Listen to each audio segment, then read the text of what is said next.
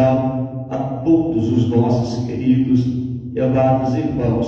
Hoje nós estamos no 11º dia da campanha de oração. Eu quero, na noite desse dia, trazer uma rápida palavra ao coração dos irmãos e falar a respeito de um tema, a respeito da persistência. Eu quero falar um pouco a respeito da persistência. Às vezes as pessoas podem até não entender o prazer que nós sentimos de estarmos na igreja, de estarmos na presença de Deus. E tem pessoas que até falam, está todo dia na igreja, é tão bom estar na presença de Deus. Quanto mais na igreja você está, mais forte você fica. Quanto mais na igreja você está, mais edificado você vai estar a cada dia na presença de Deus. Não tem coisa melhor do que servir a esse Deus maravilhoso. E é sobre a persistência que eu quero falar com os irmãos, no livro de Atos dos Apóstolos, capítulo de número 2. Atos dos Apóstolos, capítulo de número 2. Muitos usam esse texto e aplicando, como base central a respeito da descida do Espírito Santo. Mas eu quero falar a respeito da persistência, até porque a partir do capítulo 2, no versículo 1, a gente vê uma igreja persistindo. E como é que essa igreja persistia? Ela persistia na oração. Quando nós temos um propósito, quando nós temos uma finalidade, a gente temos que persistir. Você tem um desejo na sua alma, você tem um desejo na sua vida de conquistar algo, você vai persistir naquilo que você quer. Você tem um sonho de ser um médico, você vai persistir naquilo que você quer. Você tem um sonho de ser um psicólogo, você vai persistir naquilo que você quer. Você tem um sonho de ser um enfermeiro, você tem um sonho de ingressar em qualquer área de trabalho, você vai ter que persistir. Então a persistência, ela tem que estar presente na nossa vida. Em Atos dos Apóstolos, no capítulo de número 2, a gente vê uma igreja persistindo em quê? Em uma promessa. Promessa tal que Jesus deixou clara no capítulo 1 de Atos dos Apóstolos. Jesus, ele orienta para que os discípulos não se ausentassem de Jerusalém, até que do alto fosse revestido de poder. Isso é muito importante, por isso que no capítulo de número 2, a igreja está persistindo uninamente, unidas, buscando a promessa. E aonde que eles estavam buscando a promessa? Em casa? Não. Eles estavam buscando a promessa dormindo? Não. Eles estavam buscando a promessa sentados no sofá assistindo a Netflix? Não. Eles estavam persistindo na promessa, na oração, na presença de Deus, na união com a igreja, na união com os irmãos. Existia 120 pessoas, melhor falando, persistindo em Atos dos Apóstolos, na promessa que foi estabelecida por Jesus. A Bíblia Sagrada vai nos mostrar no capítulo de número 2. Eu quero ler com vocês a partir do versículo de número 37. Atos dos Apóstolos, capítulo de número 2, versículo de número 37. Atos dos Apóstolos é conhecido como o livro do Espírito Santo. Sim, porque no capítulo 1 ao último capítulo do livro de Atos dos Apóstolos, nós vamos identificar automaticamente a ação do Espírito Santo em todas as narrativas bíblicas. Por quê? Porque o Espírito Santo, ele é atual. No capítulo de número 1, Jesus pede para que eles não se ausentassem de Jerusalém e aguardassem a promessa. E a partir do capítulo 2, nós vemos a atuação do Santo em todo o livro do Atos dos Apóstolos.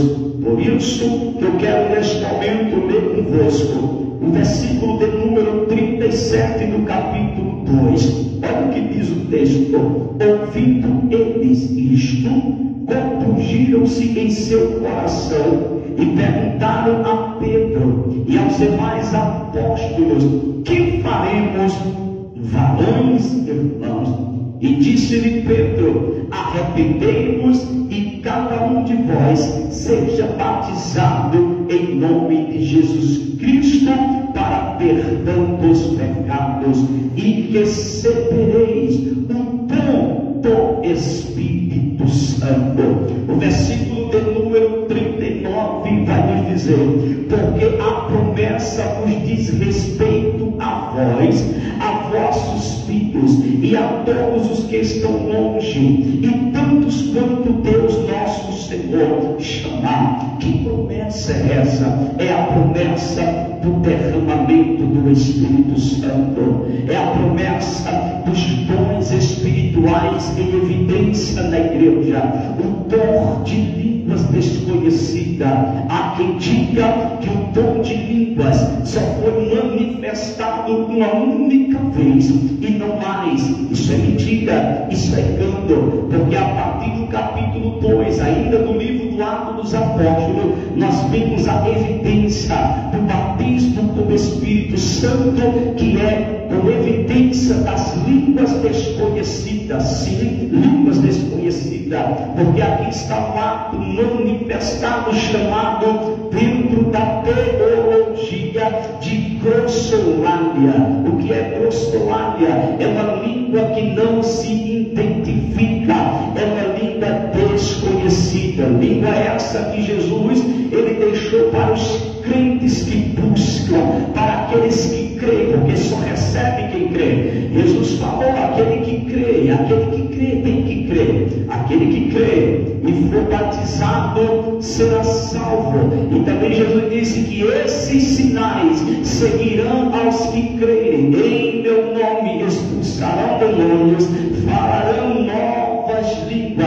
É no nome de Jesus, é crer. E a evidência do batismo com o Espírito Santo não só se inicia em Atos dos Apóstolos, como continua a evidência nos dias atuais, porque o versículo de número 39 vai deixar claro que essa promessa não foi limitada para um povo, que essa promessa não foi limitada para um grupo de pessoas, mas o versículo de número 39 vai dizer: porque a promessa vos diz respeito a vós sim, a eles que estavam ali, a vossos filhos, aqueles que ainda viriam, e a todos os que estão longe, que somos nós, ou aqueles que estavam em outros países, e tanto quantos Deus nosso Senhor chamar. A promessa ela não foi limitada, não, a promessa é para todos. Infelizmente existem igrejas, denominações que não buscam os dons espirituais e até ignoram a manifestação do Espírito Santo em relação às línguas desconhecidas. Se você não quer crer, o problema é seu, mas a evidência do batismo com o Espírito Santo é real no meio da igreja de Cristo Jesus.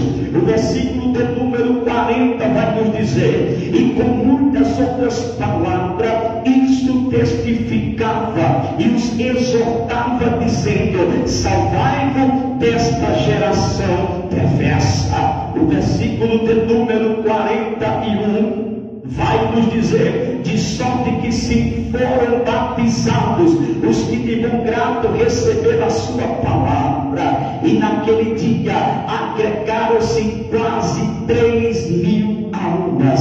Olha o prazer de servir a Deus. E a Bíblia vai dizer no versículo 42, eu só leio Bíblia, eu não sei falar outra coisa senão Bíblia. No versículo de número 42, e perseveravam, estou falando da perseverança, e perseveravam na doutrina. O primeiro ponto que eles perseveravam era na doutrina, não era na doutrina desconhecida, não era uma doutrina enganosa, não era uma doutrina do achismo, mas era na doutrina dos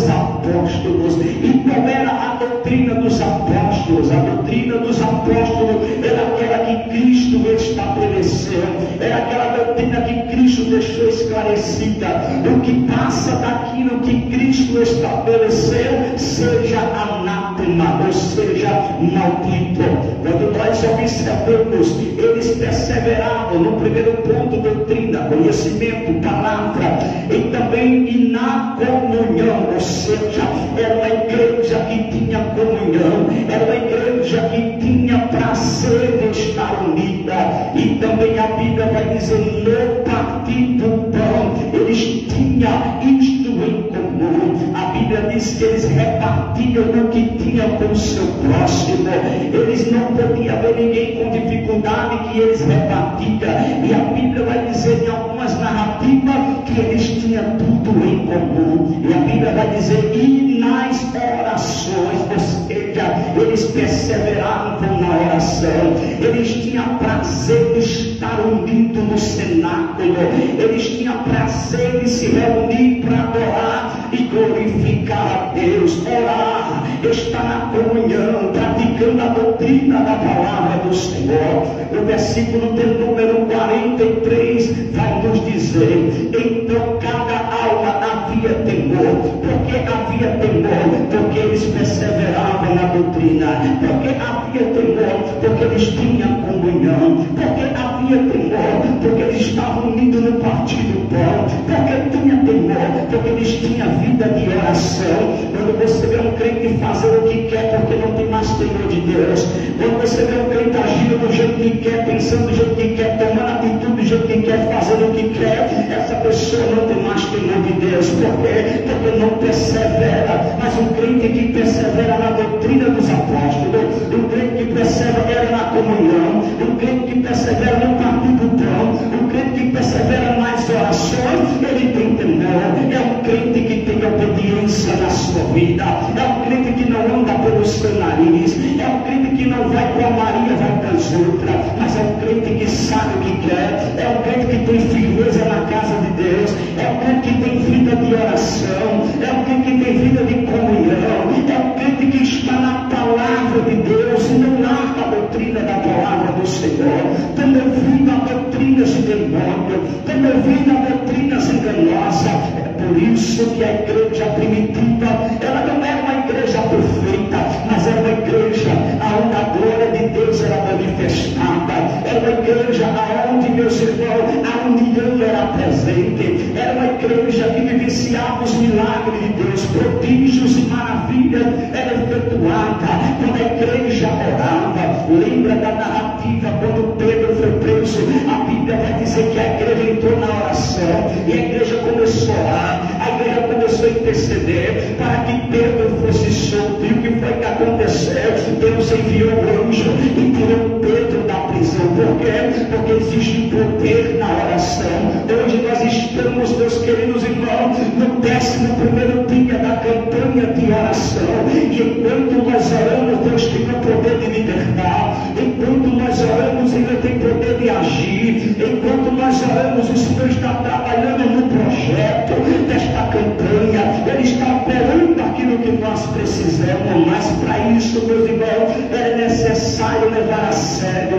É necessário perseverar. Não é orar um dia na campanha e dois não. Não é estar hoje em oração e amanhã não está em oração. A campanha é 43 dias. Tem que perseverar. Tem que buscar. E Deus vai trabalhar nas nossas vidas. Glória seja dada o nome do Senhor.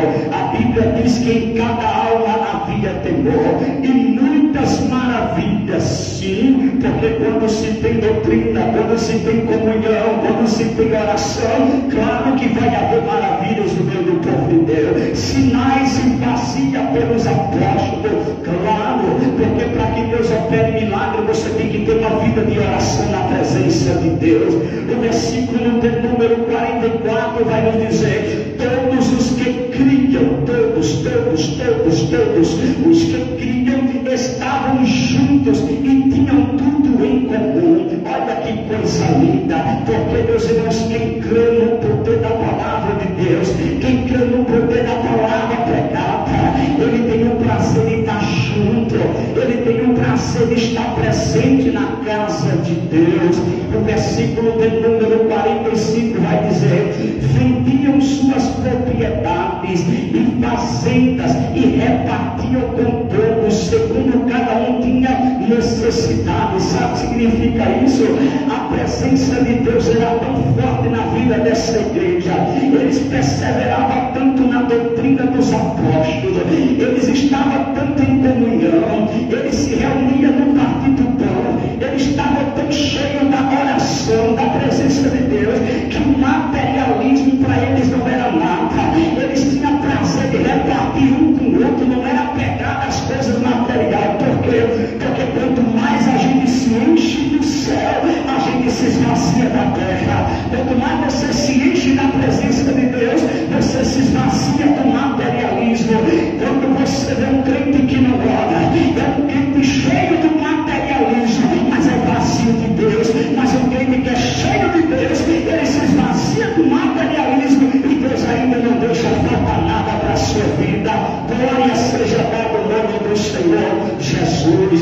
O versículo de número 46 vai nos dizer: e perseverando, perceba-se que aparece pela segunda vez a palavra perseverando. No versículo 42, e perseveravam. No versículo 46, e perseverando, persistência, continuidade, unanimemente, todos os dias, não era um único dia, não era uma única hora, e perseverando unanimemente todos os dias, aonde? Deitado na cama, no sofá da casa, assistindo a Netflix, o filmezinho do YouTube? Não, e perseveravam unanimemente todos os dias, tinha prazer de dar todos os dias, aonde? No templo, na casa do Senhor, no lugar da oração, no lugar da comunhão, no lugar do partir do pão, no lugar de receber a palavra do templo. Eles tinham prazer de estar no templo, eles tinham prazer de adorar a Deus, eles tinham prazer de vir à casa de Deus. Nós vivemos uma época hoje que tem crente, irmão, que fica contando-nos: eu fui hoje para o culto, amanhã não vou, eu já fui essa semana, só vou agora o mês que vem. Então esses crentes que Jesus conta com crente perseverante todos os dias no templo, como está no versículo de número 46, e partindo pão em casa, comiam juntos com alegria e sigileza de coração. E o versículo de número 47 vai dizer: louvando a Deus. Olha que coisa linda, eles tinham prazer de louvar a Deus, porque os crentes, entre aspas, hoje não tem prazer de abrir a boca para dar glória a Deus, porque os crentes dessa época não tem prazer de adorar a Deus de verdade, porque não tem vida de oração. Aí vem para a igreja assistir culto, aqui não é lugar de assistir culto, aqui é lugar de glorificar a Ele, de exaltar a Ele, de magnificar o nome de Jesus de Nazaré, louvando a Deus e caindo na graça de todo o povo. E todos os dias acrescentava o Senhor à igreja aqueles que havia de se salvar. Ou seja, eles tinham unidade, e a igreja, quando entra no propósito, o que é que Deus faz? Ele trabalha. E qual é o propósito desta campanha? A primeira narrativa do propósito desta campanha das 7 semanas de oração: o primeiro propósito está a providência de Deus, o segundo propósito está a família, o terceiro propósito está a finança, o quarto propósito, salvação de alma. E a Bíblia diz que a igreja primitiva, ela se reunia todos os dias, e Deus ia acrescentando. Quando a igreja se prostra de joelho para lá, apresentando vidas ao Senhor, apresentando almas para o Senhor, naturalmente Jesus vai salvar, Jesus vai libertar, Jesus vai transformar. Por quê? Porque existe uma igreja que ora para Jesus salvar, está orando para Jesus libertar, está orando para Jesus restaurar. Mas para isso é necessário que a igreja ore, é necessário que a igreja pratique a oração. Mas nós vivemos hoje uma época de crente Nutella, é uns crentes mortos, é uns crentes sem graça, é uns crentes que não oram. A igreja primitiva da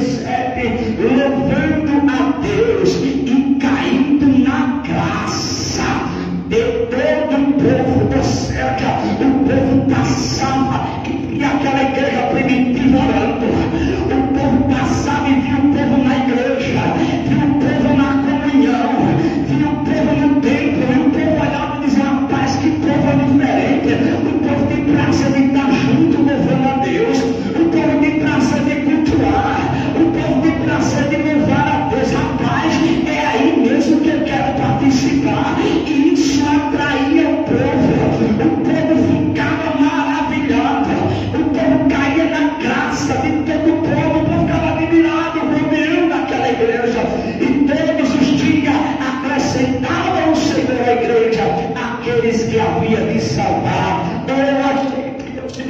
Leva a sério o motivo da oração, ou a gente leva a sério o propósito da oração, ou a gente coloca como motivo primordial na nossa vida a oração, ou o negócio não anda, ou o negócio não funciona, mas a gente vivemos época complicada, a gente coloca uma campanha dessa, meu irmão, de oração para o povo orar, a gente coloca uma campanha dessa para orar, o povo vai orar, e quando ainda vem, fica sentado, não dobra nem o joelho para dizer: Jesus, cheguei, pelo sangue de Jesus tem poder. A igreja do Senhor, ela tem que orar. Quem é de Cristo ora, quem serve a Cristo ora. Se o próprio Jesus orou, quem somos nós para não orar? Se o próprio Jesus chamava o seu discípulo em particular para orar, quem somos nós para não orar? Temos que orar, meus irmãos. Mas quando as coisas apertam, quando Jesus aperta a porta, quando Jesus aperta o parafuso: pastor, me socorra, ore por mim, ore pela minha casa, ore pela minha família. Quem vai orar é você. Se vire, bota o joelho no chão para orar. Pastor, não é batata de ninguém, nem empregado de ninguém, meu irmão. Quem tem que orar pela sua casa é você, quem tem que orar pela tua família é você.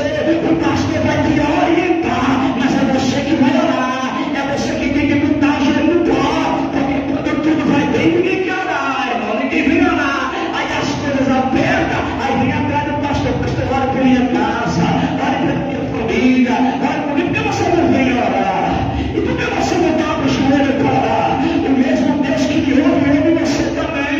Não estamos na antiga aliança, que era o sacerdote que entrava uma vez no templo, Santíssimo, para ter uma resposta. Não, hoje o véu foi rasgado, você dobra o joelho, Jesus está na tua família, Jesus trabalha na tua vida, Jesus te responde, Jesus faz tudo na sua vida, mas é você que tem que orar para que Deus faça o milagre. Mas hoje não, irmão, tem crente que pastor, mas dói o joelho, e você acha que o joelho do pastor não dói também não? Mas ele ora.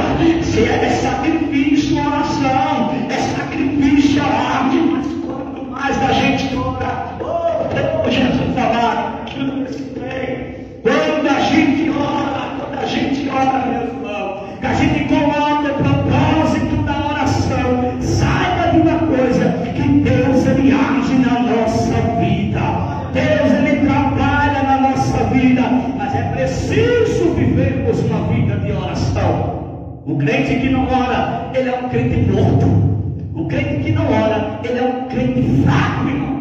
Ele é um crente sem vida espiritual. Eu estou falando isso para os irmãos, não é como uma crítica, não, é um alerta, porque quando a igreja ora é diferente. Mesmo que você não saiba orar, mas quando você dobra o joelho e começa a falar com Deus, Deus vai trabalhando na tua vida, Deus vai te fortificando, Deus vai te dando graça, Deus vai te fortalecendo, Deus vai trabalhando na tua vida. Mas para isso é necessário que você ore, é necessário que você leve a sério a hora da oração. Tem que orar, irmão, tem que orar. Eu toco nessa tecla, não é de agora. Enquanto vida eu tiver, eu vou falar sempre: a igreja tem que orar, o povo tem que orar, porque quando você ora, você vem para a igreja com graça. Quando você ora, você vem para a igreja com vontade.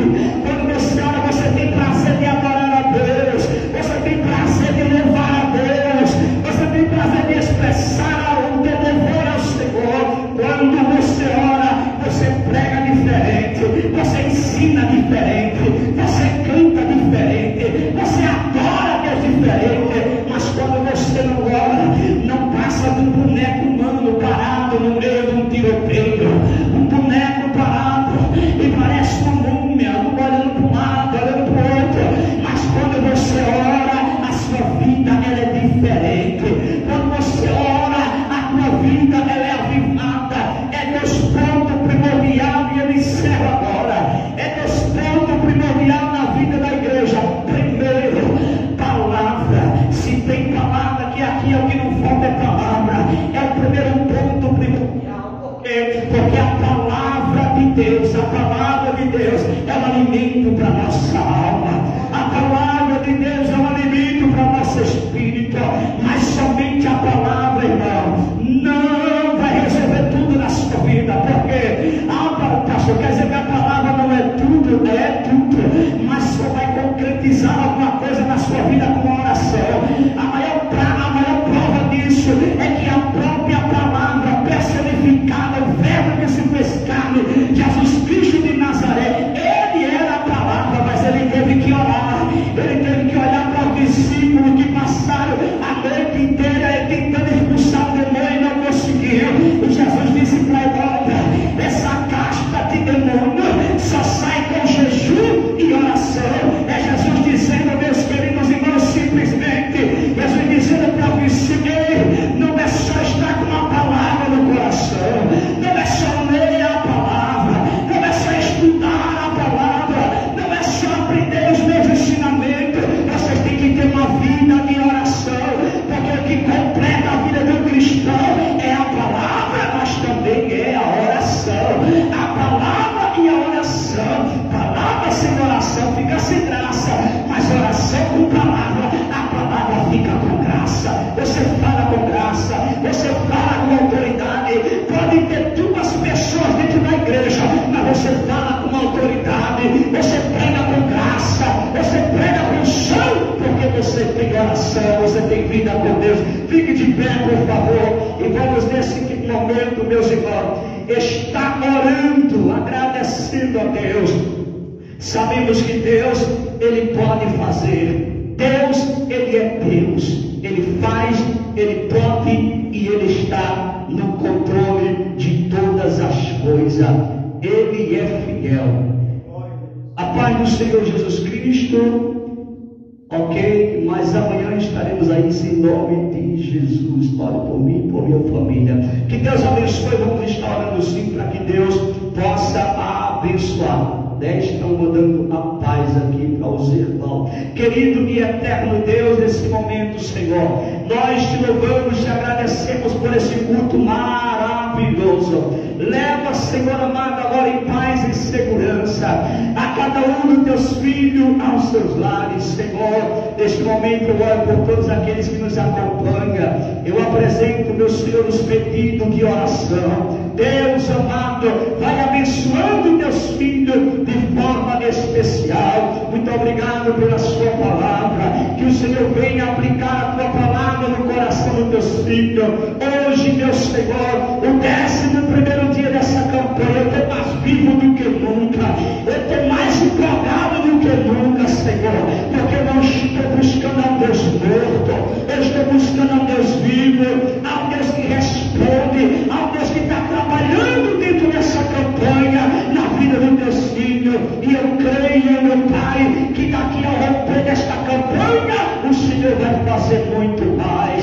Fica conosco para a glória do nome de Jesus. Que a graça do nosso Senhor e Salvador Jesus Cristo, amor de Deus, a comunhão e as consolações do Espírito Santo seja com cada um de nós, hoje e sempre. E a igreja diz: cumprimente seu irmão, diga para ele: foi muito bom você ter vindo hoje. Amanhã esteja aqui às 19 horas para a glória do Deus Todo-Poderoso. Deus abençoe. Está encerrado em nome de Jesus.